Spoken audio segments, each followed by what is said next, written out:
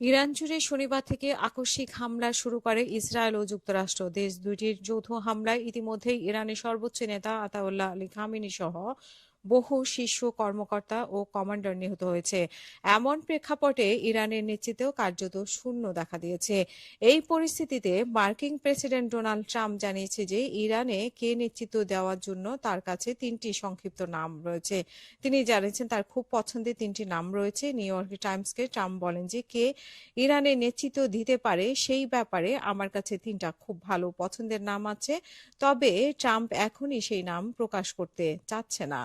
মার্কিন প্রেসিডেন্ট এই নিয়ে বলছে যে এখনই আমি এসব নাম প্রকাশ করব না, আগে কাজটা শেষ হোক। এদিকে সর্বশেষ ট্রাম্প জানিয়েছে যে সব লক্ষ্য পূরণ না হওয়া পর্যন্ত ইরানের হামলা অব্যাহত থাকবে। তিনি নিশ্চিত করেছেন যে ইরানে এই অভিযান আরও 5 সপ্তাহব্যাপী চলতে পারে।